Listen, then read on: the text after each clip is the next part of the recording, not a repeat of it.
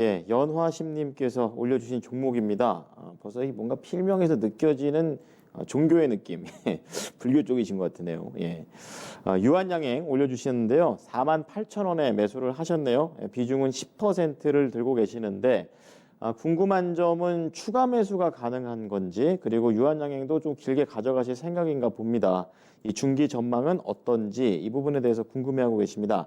유한양행은 오늘은 거의 한 1%대 하락인데 사실 이 목요일하고 수요일하고 계속해서 큰 폭으로 좀 상승을 했었고요.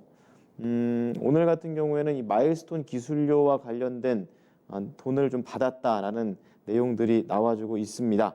자, 외국인하고 기관은 계속 팔고 있는 유한양행 어떻게 볼지 알아보겠습니다. 자, 전문가님 이번에는 유한양행입니다. 추가 매수도 궁금해하시는 것 같은데 어떻게 진단하십니까?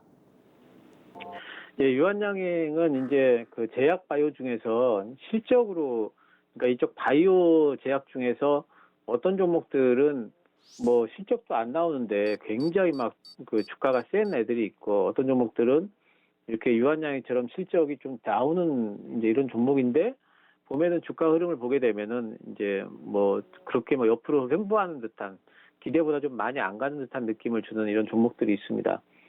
예, 그러니까 예전부터 굉장히 이제 그 오래된 이런 회사들, 그리고 실적으로, 오랫동안 실적이 좀 나왔던 회사들은 오히려 시장에서 바라볼 적에, 실적으로 좀 봅니다. 그래서 이제 신약보다 실적으로 보기 때문에, 그래서 이제 주가의 흐름 같은 것들이 이제 신약단을 갖고 있는 뭐, 옛날에 뭐 이제 그 신라젠 움직이듯이 그런 식으로 이제 움직이지는 않기 때문에 약간 기대에 못 미치는 부분들은 좀 있어요. 근데 이제 유한양행의 이제 올해 실적은 신약 때문에 오히려 좀 드라마틱한 이제 실적 어떤 개선이 좀 있을 걸로 생각을 좀 하고 있습니다.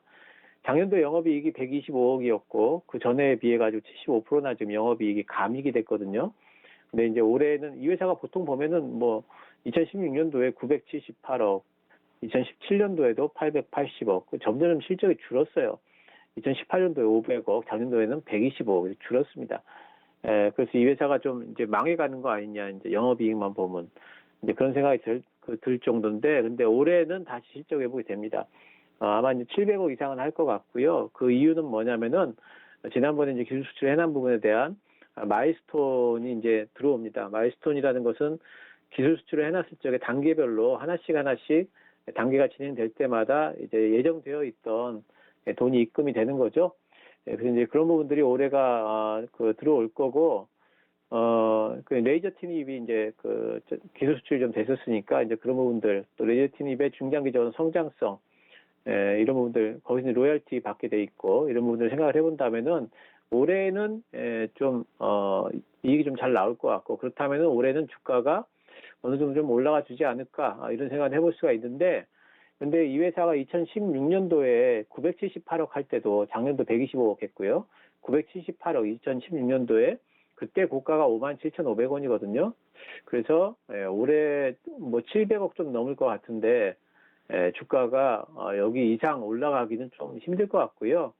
그래서 이 종목을 뭐 엄청나게 중장기적으로 끌고 간다 이런 것보다는 제 생각에는 5만 한 5천 원 위쪽으로는 갈 것 같으니까 추가 매수 하지 마시고요. 5만 한 5천 원 위쪽, 한 5만 한 6천 원 정도, 6천 원에서 7천 원 정도 사이에서 수익 실현 좀 하고 나오셔야 될 종목인 것 같습니다. 그래서 그런 부분 정도 보시고, 액면 분할 이슈도 붙었으니까 좀 단기적으로도 좀 탄력이 붙으면서 올라갈 수 있는 확률도 좀 있어 보이네요. 그러니까 추가 매수 하지 마시고 5만 6천 원 이렇게 목표가 가지고 그냥 들고 계시면 될 것 같습니다. 네, 유한양행입니다. 더 안 사셔도 됩니다. 56,000원에서 수익을 실현해 보자고 얘기를 하시네요.